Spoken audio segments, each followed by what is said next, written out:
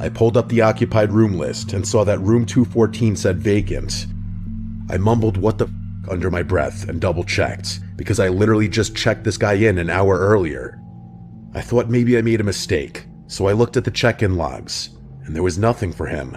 No name, no charge, nothing. Then I went into the transaction screen to make sure his card had gone through earlier, and it showed no payments.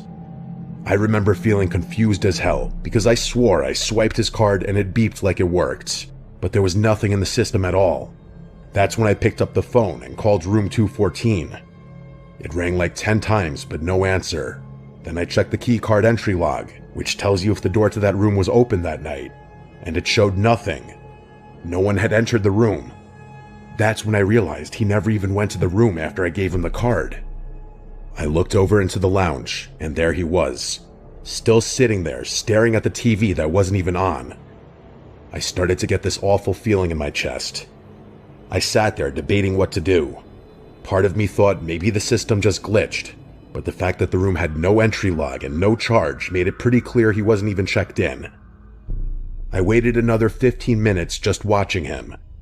Around 1:30, I walked over and asked if everything was okay. He turned his head and looked at me with no expression, and he told me he just couldn't sleep. Then he turned back toward the TV. I nodded and went back behind my desk, but my hands were shaking. Around 2, I noticed he wasn't sitting in the lounge anymore. My stomach dropped right away because I didn't see him in the lobby at all. I scanned the area, and then I spotted him standing at the end of the hallway by the bathrooms, half hidden in the dark. He was just standing still. I kept glancing up at him, pretending to be on the computer. He stood there for a while, and then slowly walked back and sat in the lounge again like nothing happened. I called my manager at home and explained what was going on. She sounded tired and told me to just keep an eye on him and call the police if he did anything threatening. I remember hanging up and thinking that it already felt threatening, but I didn't know what else to do. I checked the security cameras after that. I saw him on the first floor hallway camera. He walked all the way down the hall, stopped at the end, stood there for several minutes, then walked back. Later he went into the stairwell and stayed in there for about 10 minutes. I don't know what he was doing in there.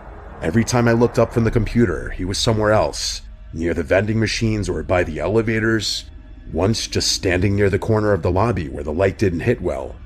He was always staring. By 3:30, I couldn't take it anymore, so I called the non-emergency police line and explained that there was a man in the hotel who I didn't think was a guest.